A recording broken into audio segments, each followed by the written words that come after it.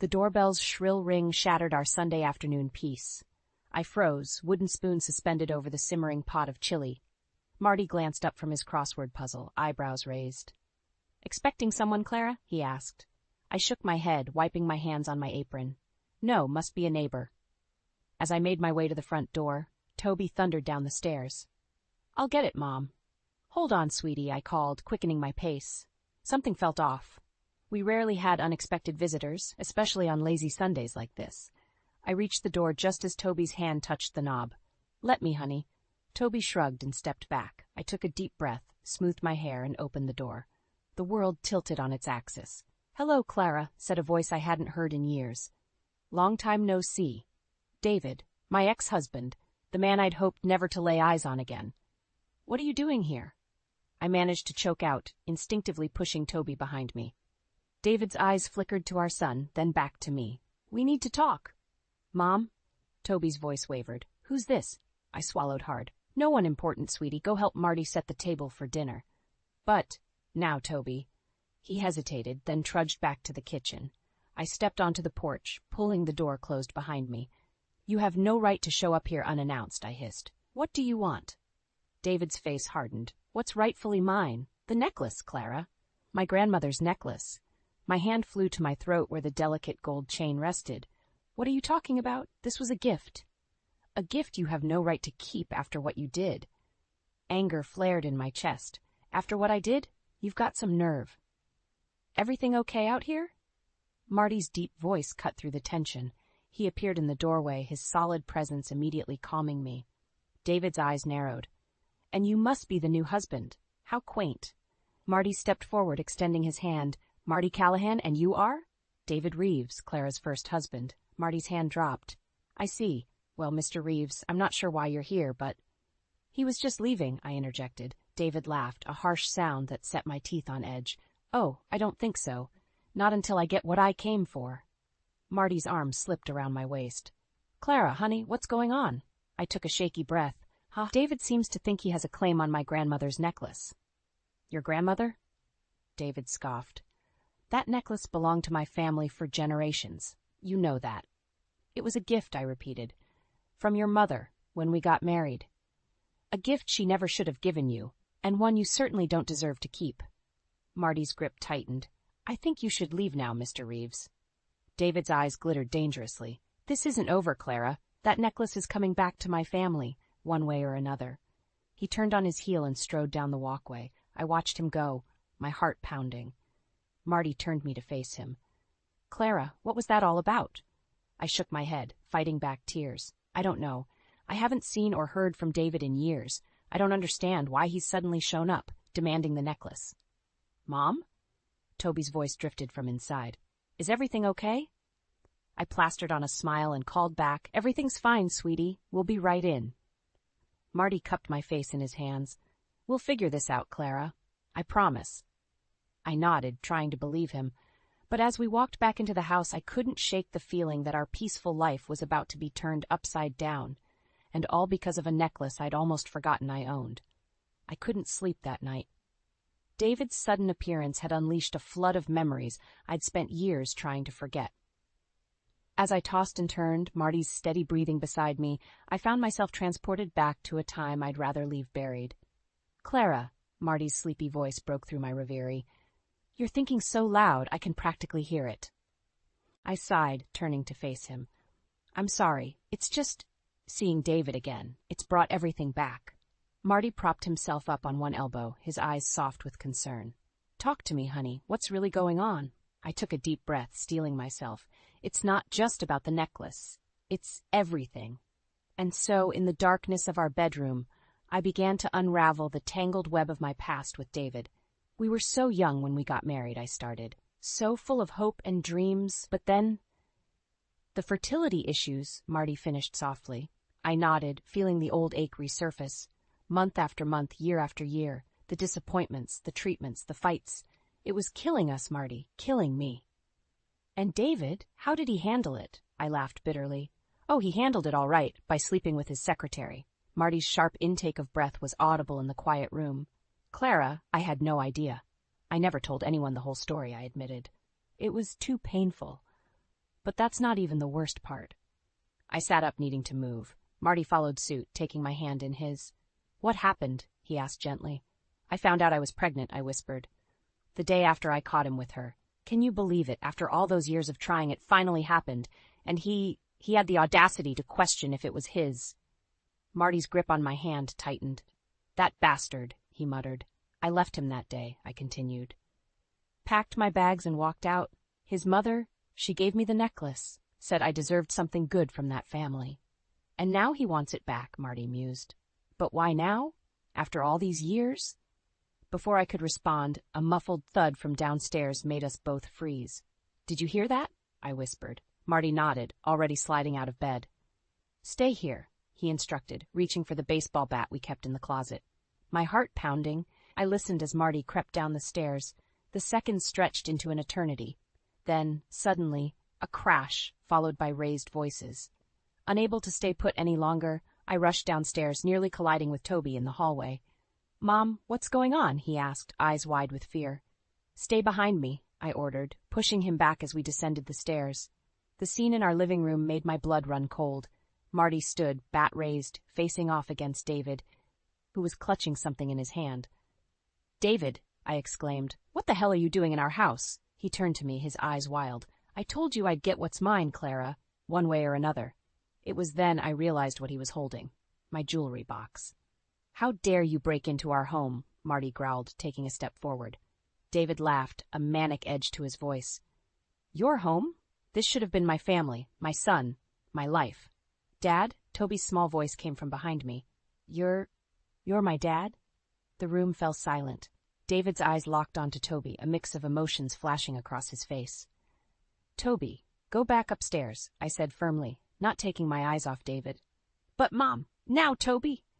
As Toby's footsteps retreated, David's gaze returned to me. You kept him from me all these years, Clara, and now you're going to pay. He reached into his pocket, pulling out something that glinted in the dim light. My heart stopped. A gun. The world seemed to slow down as I stared at the gun in David's trembling hand. Marty stepped in front of me, his voice steady despite the tension in his shoulders. Put the gun down, David. You don't want to do this. David's laugh was hollow. You don't know what I want. You have no idea what it's like to lose everything. I found my voice, anger overriding fear. You lost nothing, David. You threw it all away. His eyes, wild with desperation, locked onto mine. I made a mistake, Clara. One stupid mistake, and you took my son away from me. You took yourself away, I shot back. You questioned if he was even yours. The gun wavered in David's hand. I was scared, confused, but I'm here now. I want to make things right. Marty's calm voice cut through the tension. This isn't the way, David. Think about Toby. What would he want? At the mention of Toby's name, something in David's eyes shifted. The gun lowered slightly, and I saw a flicker of the man I once loved. I just want to know my son, he whispered. In that moment, I realized how much Marty had changed my life. His unwavering support, his love for Toby, his ability to bring calm to chaos, it all came rushing to the forefront of my mind. I thought back to the day I met Marty, barely 2 months after leaving David. I was a mess, trying to navigate single motherhood and a high-risk pregnancy. Marty, a friend of a friend, had offered to help me move into my new apartment.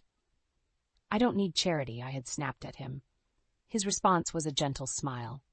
It's not charity, Clara. It's what decent people do for each other.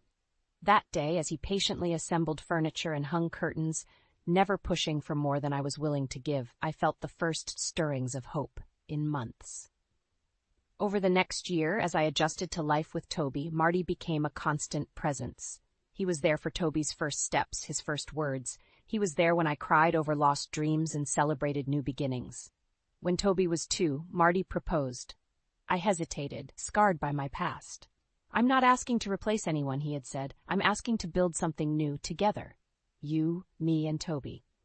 Now, facing down my past in the form of an armed and desperate David, I knew with absolute certainty that Marty was the best decision I had ever made. I stepped out from behind Marty, ignoring his attempt to pull me back. David, I said softly, put the gun down, please, for Toby's sake. His hand shook. I just want a chance. And you'll get one, I promised, though the words tasted bitter. But not like this. Never like this. Slowly, agonizingly, David lowered the gun. As soon as it left his hand, Marty was there, kicking it away and restraining David. "I've called the police," Toby's voice came from the stairs. We all turned to see him, phone in hand, tears streaming down his face. "Oh, sweetheart," I breathed, rushing to him. As sirens wailed in the distance, I held my son close, Marty's strong presence at our backs. David sagged in defeat, the fight gone out of him. In the chaos of the arriving police and the barrage of questions that followed, one thought kept circling in my mind. How could I ever explain this to Toby? How could I help him understand the complexities of adult relationships, the mistakes we make, and the consequences that follow? As the police led David away, Toby's small voice cut through the noise. "Mom, is he really my dad?" I looked at Marty, seeing the love and concern in his eyes, then back at Toby.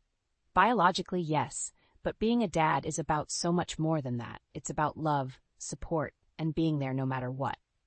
Toby nodded slowly, his gaze drifting to Marty. "Like Marty?" "Yes, sweetheart," I said, feeling a lump form in my throat. "Exactly like Marty." The days following David's arrest were a blur of police statements, hushed conversations, and Toby's endless questions. Through it all, Marty remained my rock, his steady presence a balm to my frayed nerves. But as the dust began to settle, a new worry took root. How would Marty's parents react to this mess? I'd always felt a mix of gratitude and unworthiness when it came to George and Helen Callahan. They'd welcomed Toby and me into their family with open arms, never once making us feel like outsiders. Their acceptance was a stark contrast to the cold shoulder my own parents had given me after my divorce. "We should tell them what happened," Marty said one evening, sensing my unease. "They'll understand, Clara." I nodded, but doubt gnawed at me. Would they still see me as worthy of their son after learning about the chaos I'd brought into his life? The drive to the Callahans' sprawling Victorian home the next day felt like a march to the gallows. Toby, blissfully unaware of my inner turmoil, chattered excitedly about showing his grandpa his new remote-controlled car. Helen greeted us at the door, her warm smile faltering as she took in our somber expressions. "What's wrong, dears?" George appeared behind her, his bushy eyebrows furrowed with concern. "Toby, why don't you go set up your car in the backyard?" Marty suggested gently. As soon as Toby was out of earshot, we spilled the whole sordid tale. I watched their faces carefully as we recounted David's reappearance, his accusations, and the terrifying night he broke in. Helen's hand flew to her mouth in shock, while George's jaw clenched tighter with each word. When we finished, silence hung heavy in the air. I braced myself for their judgment, for the disappointment I was sure would follow. Instead, Helen reached out and took my hand. "Oh, Clara," she said, her voice thick with emotion, "what a terrible ordeal you've been through." George cleared his throat. "That man had no right to threaten you or our grandson," he said gruffly. "You did the right thing, calling the police." I blinked back tears, overwhelmed by their unwavering support. You're not ashamed to have me in your family?" "Ashamed?" Helen exclaimed. "Darling, we couldn't be prouder of how you've handled this situation. You've shown incredible strength and grace." George nodded in agreement. "You're a Callahan now, Clara, and Callahans stick together." Their words washed over me like a healing balm, soothing wounds I didn't even know I had. For the first time since David's reappearance, I felt truly safe. But our moment of peace was shattered by the shrill ring of Marty's phone. His face darkened as he listened to the caller. "What is it?" I asked, dread pooling in my stomach. Marty's voice was tight as he replied, "That was my contact at the police station. David's been released on bail." The room spun around me. "How?" I gasped. "He broke into our home. He had a gun." "Apparently he's got some powerful friends," Marty said grimly. "They're claiming it was all a misunderstanding." George stood up, his face set with determination. "This is unacceptable. I won't have my family threatened." "Dad," Marty began, but George cut him off. "No, son, it's time I made some calls. Your Uncle Richard owes me a favor, and he's got connections that could make life very difficult for this David character." I felt a flicker of hope, quickly followed by a wave of guilt. "I don't want to cause any trouble," I said weakly. Helen squeezed my hand. "You're not causing anything, dear. We protect our own." As George disappeared into his study, phone in hand, I was struck by a realization. This was what true family looked like. Not the conditional love of my parents or the toxic possessiveness of David, but unconditional support and protection. Marty wrapped an arm around me. What do you want to do, Clara? I took a deep breath, drawing strength from the love surrounding me. I want to fight, I said, my voice stronger than I felt. I want to end this once and for all. Little did I know, my decision would set in motion a chain of events that would change all our lives forever. The crisp envelope landed on our kitchen table with a soft thud, but it might as well have been a bomb. I stared at David's name in the return address, my hands shaking as I reached for it. You don't have to open it, Marty said softly, his hand on my shoulder. I shook my head. No, I need to know what he's up to. With trembling fingers, I tore open the envelope. As I read the contents, my blood ran cold. He's suing us, I whispered, for the necklace and for custody of Toby. Marty's grip on my shoulder tightened. He can't do that. He has no rights. Apparently he thinks he does, I said, scanning the legal jargon. He's claiming I denied him his parental rights all these years. Marty's face darkened. This is ridiculous. After what he did breaking in here? We'll fight this, Clara, every step of the way. I nodded, but fear clawed at my insides. What if David won? What if he took Toby away from me? The next few days were a whirlwind of lawyer consultations and sleepless nights. Toby sensed the tension, becoming clingy and irritable. I felt like I was failing him all over again. It was during one particularly trying afternoon that the doorbell rang. I opened it to find David standing there, a smug smile on his face. Hello, Clara, he said, as if he hadn't threatened us with a gun just weeks ago. I think it's time we talked. Before I could slam the door in his face, Marty appeared behind me. You're not welcome here, he said, his voice low and dangerous. David's smile didn't falter. I'm not here to cause trouble. I just want what's mine. Nothing here is yours, I spat. Oh, but it is, David replied. That necklace belongs to my family. And Toby, he's my son. It's time I took my rightful place in his life. Marty stepped forward, his presence imposing. You lost any right to call yourself Toby's father the moment you questioned his paternity. Now I suggest you leave before I call the police. Again. David's eyes narrowed. You think you're so clever, don't you? Playing happy families with my wife and my child. But I've got news for you, Marty. I've got friends in high places. One word from me, and your perfect little life comes crashing down. I felt Marty tense beside me, but his voice remained steady. Is that so? Well, let me tell you something, David. You're not the only one with connections. You really want to play this game? Because I can guarantee you won't like how it ends. For a moment, I saw a flicker of uncertainty in David's eyes, but it was quickly replaced by anger. This isn't over, he snarled, turning to leave. You'll be hearing from my lawyers. As we watched him drive away, I turned to Marty. What did you mean about connections? Marty sighed. I didn't want to worry you, but I've been doing some digging. David's not as squeaky clean as he'd like everyone to believe. I've got evidence of some questionable business practices. My eyes widened. You mean? I mean, if he wants to play dirty, we've got ammunition, Marty said grimly. But Clara, using this information, it could get ugly, really ugly. I closed my eyes, feeling the weight of the decision before me. On one hand, exposing David could end this nightmare once and for all. On the other, it could drag us all through the mud, affecting Toby in ways I couldn't even imagine. What should we do? I whispered. Marty pulled me close. That's up to you, love. I'll support whatever you decide. But remember, we're not just fighting for the necklace anymore. We're fighting for our family. I nodded, my mind racing. As much as I wanted this to be over, I knew I had to think of Toby first. But how far was I willing to go to protect him? And at what cost? Taking a deep breath, I looked up at Marty. I think it's time we fought fire with fire.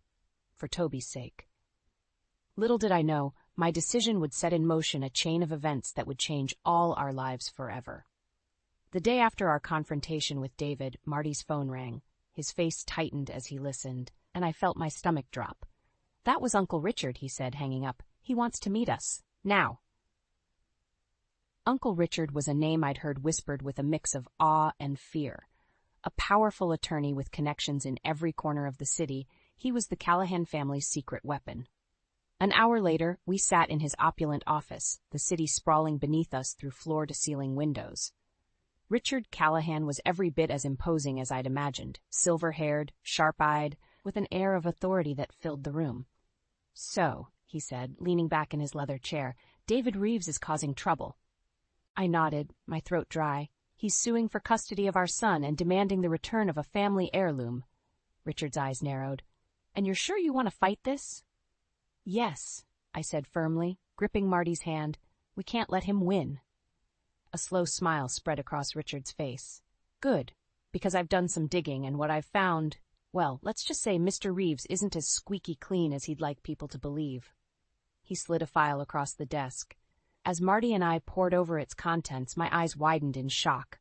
Fraudulent business deals, offshore accounts, even evidence of bribery. David's carefully constructed facade was nothing but a house of cards.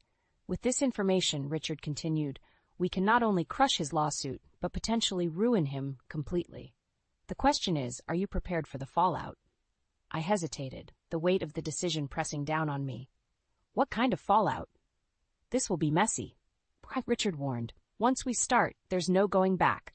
David will be destroyed professionally and personally. It could affect Toby, knowing what his biological father has done." I closed my eyes, torn between the desire for justice and the need to protect my son. But then I remembered David's smug face, his threats, the terror of that night he broke into our home. My resolve hardened. "Do it," I said, my voice stronger than I felt. Richard nodded, reaching for his phone. "I'll set things in motion immediately." The next few days were a whirlwind. News of David's misdeeds spread like wildfire through the business community. His company's stock plummeted, partners distanced themselves, and whispers of a federal investigation filled the air. I watched it all unfold with a mix of satisfaction and guilt. But nothing prepared me for the moment Toby came home from school, tears in his eyes. "Is it true?" he asked, his voice small. "Is Dad really a bad guy?" My heart shattered. I pulled him close, struggling to find the right words. "Your father? He's made some mistakes, honey, but that doesn't change who you are." As I held my sobbing son, I wondered if we'd made the right choice. Had our desire for justice blinded us to the cost? But there was no time to dwell on regrets. That evening, as we sat down to dinner, a frantic pounding on our front door made us all jump. I opened it to find David, disheveled and wild-eyed. The man who had once exuded confidence and control now looked broken. "What have you done?" he hissed, pushing past me into the house. "You've ruined everything." Marty was there in an instant, placing himself between David and me. "You need to leave now." But David was beyond reason. He lunged forward, his hands reaching for my throat. "You bitch! You've destroyed my life!" As Marty grappled with David, I heard Toby's terrified scream from the kitchen. In that moment, watching my son witness this violence, something inside me snapped. I grabbed the nearest object, a heavy vase, and swung it with all my might. It connected with David's head with a sickening thud, and he crumpled to the floor. As sirens wailed in the distance and Toby sobbed in my arms, I stared at David's unconscious form. What had we become, and how could we ever come back from this? The days following David's attack blurred together in a haze of police statements, hushed conversations, and Toby's nightmares. I felt like I was walking on a tightrope, one wrong move away from plummeting into an abyss of guilt and regret. It was a crisp autumn morning when the call came. David wanted to meet. Alone. "Absolutely not," Marty insisted, his face etched with worry. "It's too dangerous." But I knew this had to end, for all of us. I need to do this, Marty. For Toby? For us. The cafe we agreed to meet at was nearly empty. I spotted David immediately, hunched over a coffee cup, a shadow of his former self. As I approached, he looked up, his eyes hollow and desperate. "Clara," he croaked, "thank you for coming." I sat across from him, my heart pounding. "What do you want, David?" He ran a trembling hand through his unkempt hair. "I've lost everything. My job, my reputation, my future. I need your help." I stared at him, incredulous. "My help? After everything you've done?" "Please," he begged, reaching for my hand. I pulled away instinctively. "If you just tell them it was all a misunderstanding, that you exaggerated." "Exaggerated?" My voice rose, drawing glances from nearby tables. "Like, you broke into our home. You threatened us with a gun. You tried to take our son away." David's face crumpled. I was desperate. I just wanted to be part of Toby's life, to have something of my old life back. For a moment I felt a flicker of pity. But then I remembered Toby's tears. the fear in his eyes. "You lost that right long ago, David, when you questioned if he was even yours." "I know," he whispered, "and I'll regret that for the rest of my life. But please, Clara, I'm begging you, help me salvage something. Anything." I took a deep breath, steeling myself for what I had to say.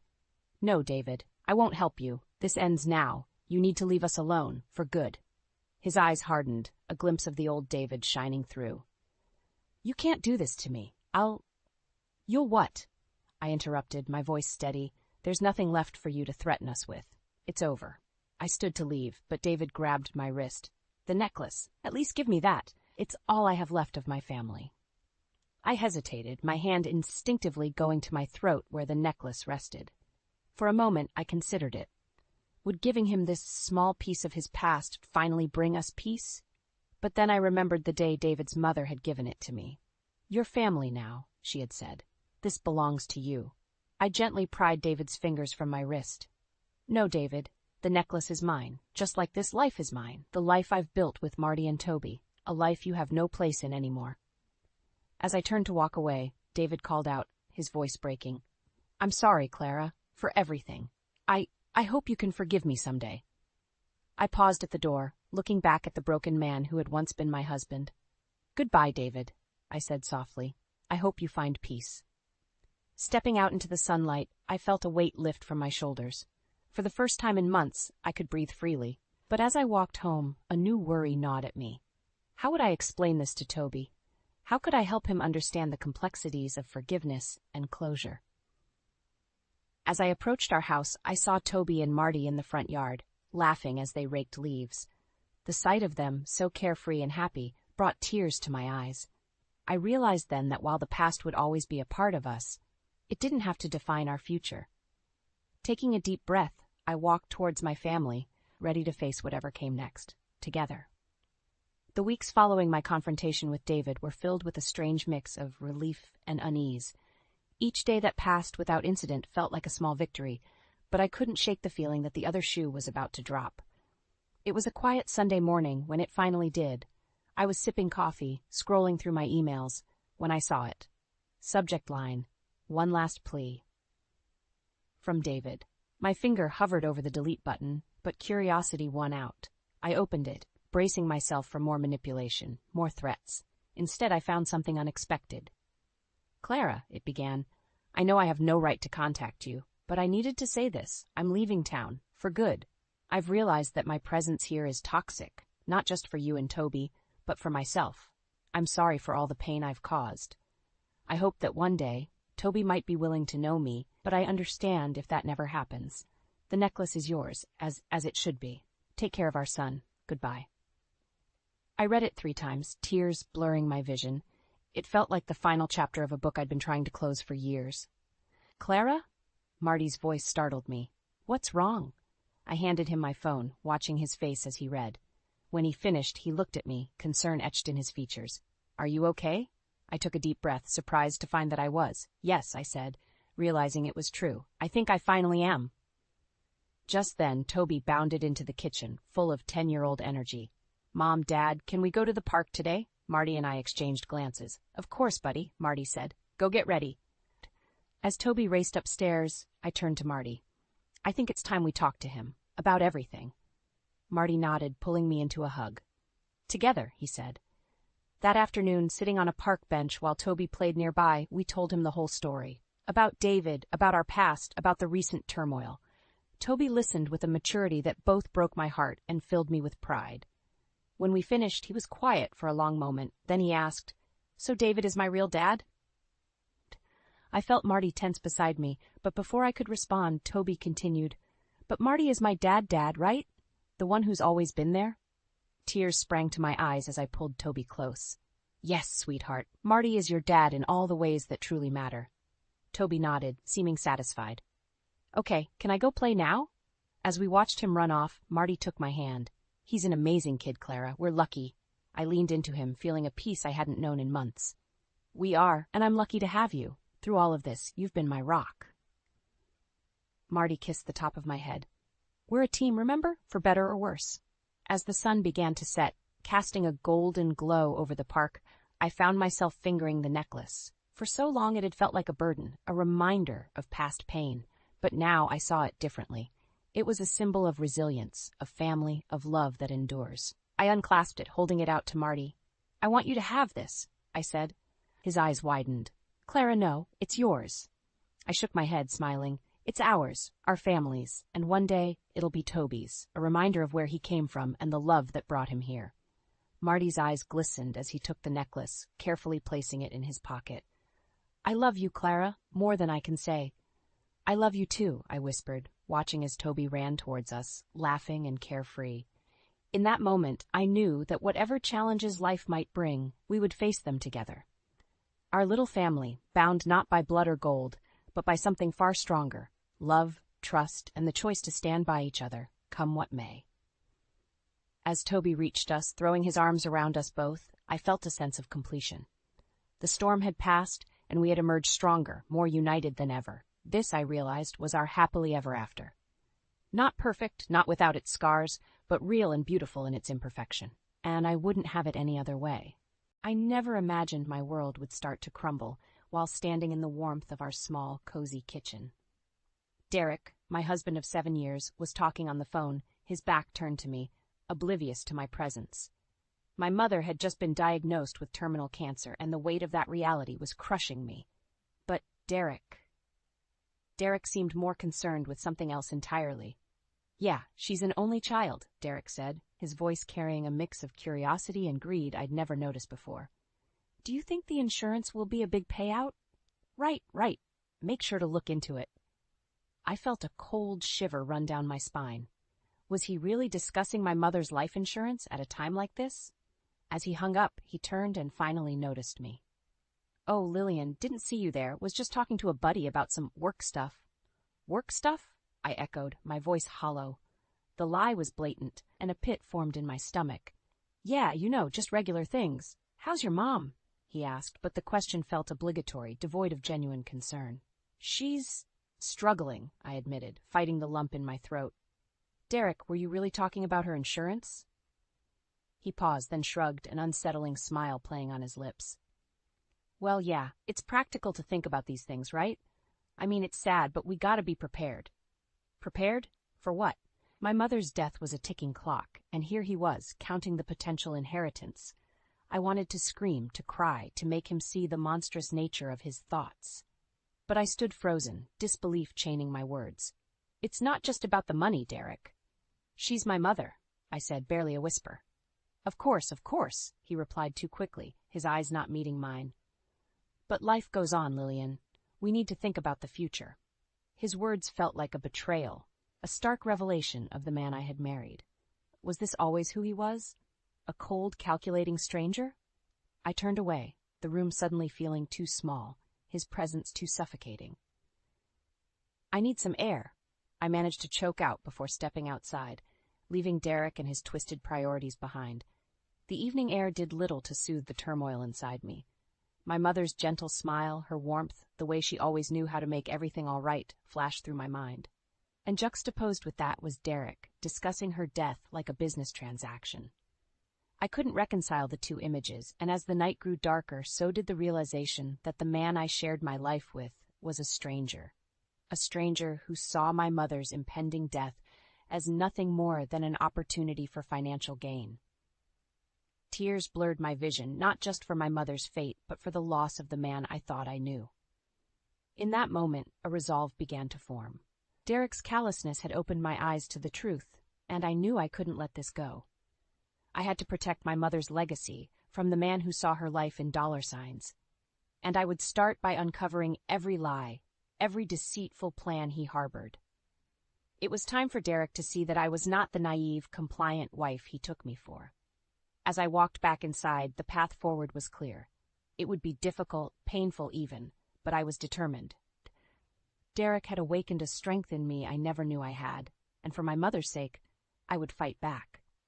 The next day I visited my mother, the hospital's sterile smell and the quiet hum of machines surrounding us. She was weak but managed to smile when she saw me.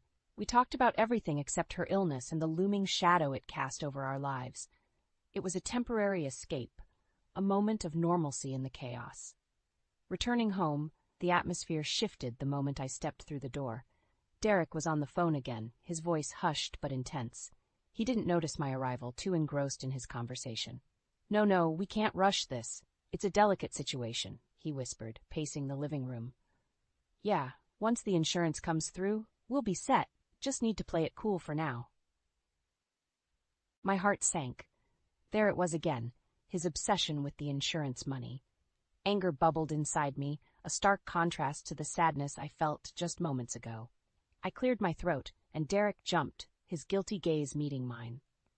Lillian, you're back early. Ignoring his feigned surprise, I confronted him. Who were you talking to about playing it cool, and what insurance are you waiting for? He hesitated, then laughed it off. Babe, you're overthinking it. Just work stuff. You know how it is. Work stuff, I repeated, the lie tasting bitter. Derek, why are you so interested in my mother's insurance? Shouldn't we be focusing on her, on spending time with her, instead of whatever this is? He scoffed, his demeanor changing. Lillian, be realistic. Your mom's not going to get better. We need to think about the future, our future.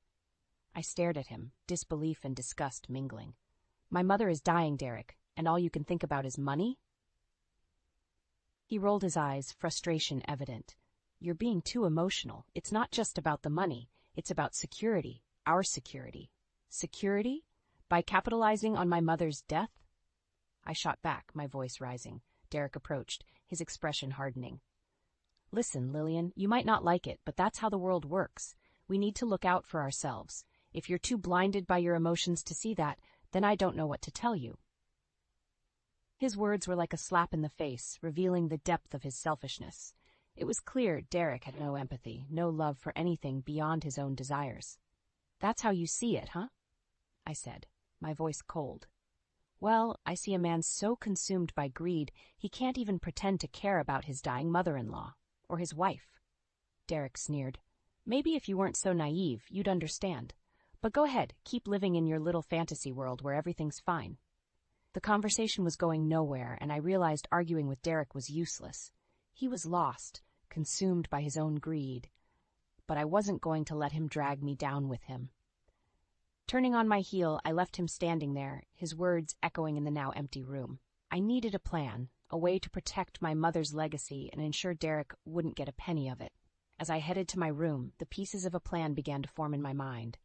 Derek wanted a battle? He'd get one. But unlike him, I'd be fighting for something far more important than money.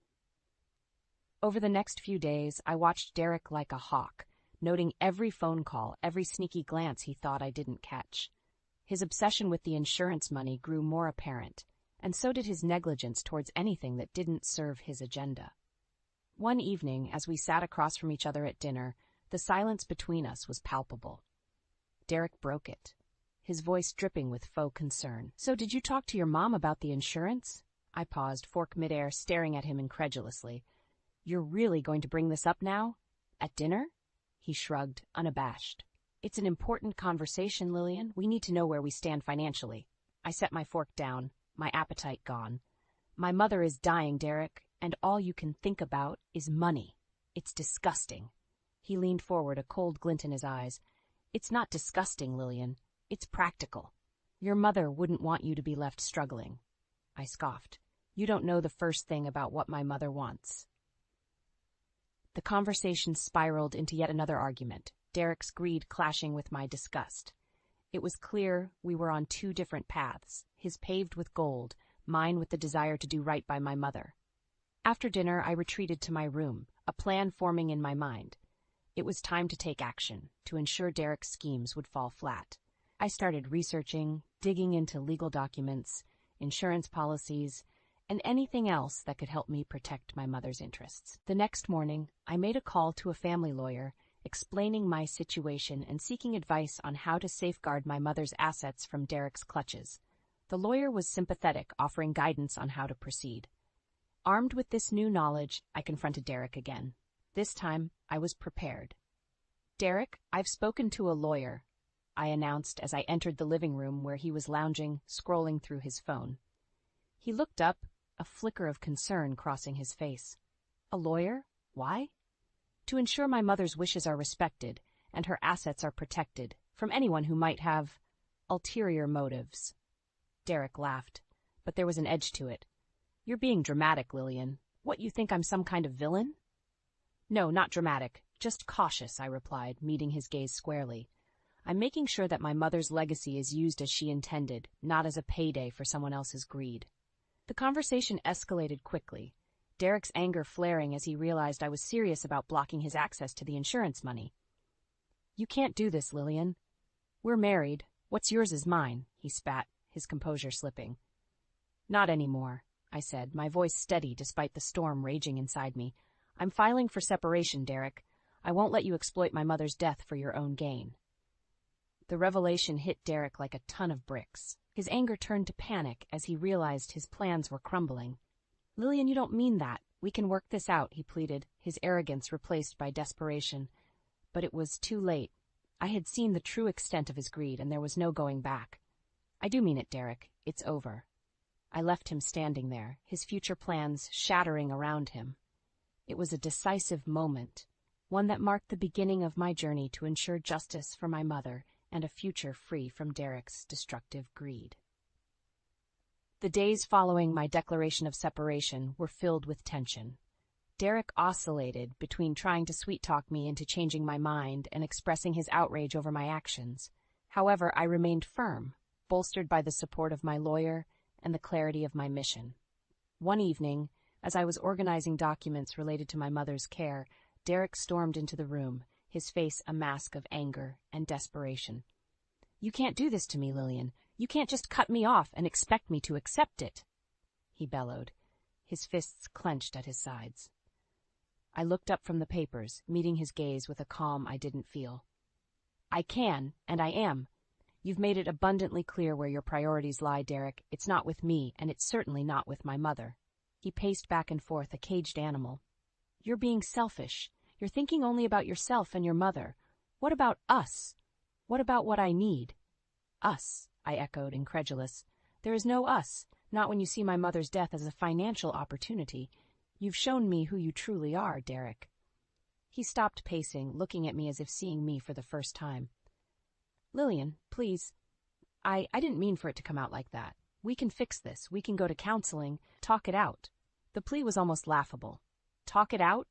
I repeated, a bitter laugh escaping my lips. There's nothing to talk out, Derek. Your actions and words have spoken louder than any therapy session ever could. Derek's face hardened, the brief flash of desperation giving way to cold fury. You'll regret this, Lillian. If you think you can just divorce me and walk away with everything, you're mistaken. I'll fight you on this. I'll make sure you get nothing. His threat hung in the air between us, heavy and ominous. But instead of fear, I felt a surge of resolve. You can try, Derek, but you'll find that I'm not as easy to bully or manipulate as you think. I'm fighting for what's right, for my mother's dignity and her wishes. You're fighting for greed. We'll see who comes out on top. Derek glared at me, his jaw working as if he wanted to say more. But instead, he stormed out of the room, leaving me alone with my documents and my determination. The following weeks were a whirlwind of legal proceedings and meetings with my lawyer. Derek tried to contest the separation, to lay claim to assets and money that he believed he was entitled to. But with each attempt, he found himself blocked by the legal safeguards I had put in place, his greed and malice turning to frustration and defeat. As the day of the court hearing approached, I prepared myself for the final confrontation. Derek had become more erratic, his threats more desperate, but I refused to be intimidated. I had truth and justice on my side, and I was ready to fight for them, no matter what Derek threw my way. The courthouse was imposing, its stone walls and solemn atmosphere a stark contrast to the turmoil raging within me. Derek was already there, his posture rigid, a mask of defiance plastered on his face. I avoided his gaze, focusing instead on the strength I had garnered over the past weeks. When our case was called, we stood before the judge, a no-nonsense woman with a keen eye. She reviewed the documents, her gaze shifting between us, piercing and calculating. Mr. and Mrs. Turner, this is a matter of division of assets and the finalization of your separation. Mrs. Turner, you've made allegations regarding Mr. Turner's intentions towards your mother's estate. How do you wish to proceed? Before I could speak, Derek interjected, Your Honor, this is all a misunderstanding. I've always had Lillian's and her mother's best interests at heart." His words were like venom, smooth and deadly. I clenched my fists, feeling my lawyer's reassuring glance. "Your Honor, if I may," my lawyer began, standing to address the court. "We have documented evidence of Mr. Don Turner's attempts to manipulate Mrs. Turner into securing a significant portion of her mother's estate for his own gain. His interest in their assets spiked notably upon the diagnosis of Mrs. Turner's mother's illness." The judge nodded, indicating for my lawyer to continue. As evidence was presented, Derek's facade began to crumble, his discomfort visible to all in the courtroom. "And so," my lawyer concluded, "we request that the court recognize Mrs. Mia Turner's sole right to her mother's estate and enforce a fair division of their shared assets, free from Mr. Turner's coercion." The courtroom fell silent as the judge considered the evidence before her. Derek's lawyer attempted to counter, arguing for his client's rights and contributions to the marriage. However, the greed and malice behind Derek's actions were too apparent, the evidence against him damning. Finally, the judge spoke, her voice firm and authoritative.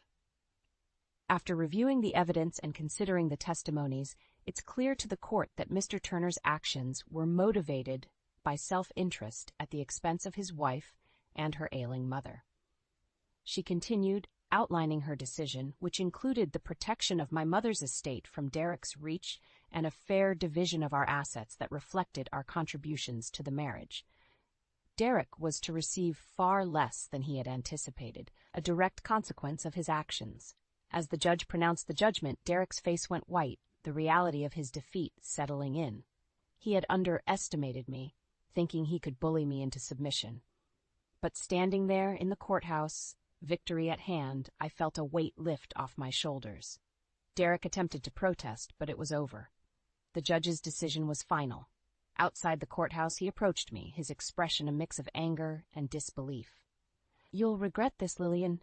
You think you've won, but you haven't seen the last of me," he hissed, his voice low and threatening. I met his gaze, my resolve unwavering. "No, Derek.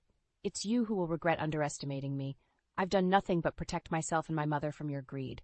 Go ahead and try whatever you want, but know this. I am no longer the person you can manipulate and control. This is the last you've seen of me." Turning away from him, I walked into the sunlight, a free woman at last. The battle was over, and though I knew Derek might never change, I had reclaimed my life, my dignity, and my mother's legacy. In the weeks following the court decision, I focused on rebuilding my life with my daughter, away from the shadow Derek had cast over us. My mother's health continued to decline, and I cherished every moment I could spend with her, knowing they were precious. One day, as I was returning from visiting my mother, I found Derek waiting outside my new apartment, a sight I had dreaded yet anticipated. His appearance was disheveled, a far cry from the confident man he once portrayed. "Lillian, we need to talk," he said, his voice lacking its former assertiveness. I stopped in my tracks, wary. "There's nothing left to discuss, Derek. You've made your intentions clear, and so have I." He shuffled uncomfortably, looking around before fixing his gaze on me. I've been thinking a lot about what happened. I was wrong, Lillian. I see that now. I was blinded by greed." Hearing the word greed come from his mouth felt surreal, almost as if he had finally come to terms with the root of his downfall. Yet I remained skeptical. "Realizations come a bit late, don't they?" I responded coolly. Derek took a step closer, desperation seeping into his tone. "Please, Lillian, I've lost everything. My job, my friends. I have nothing. I need help." His plea, though filled with apparent remorse, didn't stir the sympathy he likely hoped for. "You chose this path, Derek. You prioritized money over everything else, over us. You can't expect me to simply forgive and forget." "But I've changed, Lillian. I can prove it to you, to everyone. Just give me a chance," he implored, his eyes searching mine for a sign of forgiveness. It was then I realized the depth of Derek's destruction. He had been consumed by his greed, and now, stripped of his ambitions and schemes, he was left with nothing but regret. "Derek, it's too late for chances. You made your decisions, and now you must live with them," I said firmly, my heart hardening against the sight of the man who had once shared my life. He seemed to shrink before my eyes, the finality of my words hitting him. I understand. I'm sorry, Lillian. Truly I am," he murmured before turning and walking away, a broken man. As I watched him disappear, a mix of emotions washed over me. Pity for the man Derek had become, relief for the freedom I now had, and sadness for the love that had once been but was destroyed by greed and deceit. In the days that followed, rumors reached me of Derek's continued downfall. He tried to rebuild his life, but his reputation preceded him, a constant reminder of his actions. Eventually, he left town, seeking a fresh start elsewhere, but the damage was done. Derek's demise was a testament to the consequences of his choices, a stark warning of the destruction greed can bring. I turned my attention back to my life, to my daughter and my ailing mother, focusing on healing and moving forward. Derek's chapter in our lives was closed, a painful but necessary end to a story that had taken us through the darkest of times to emerge stronger, wiser, and free.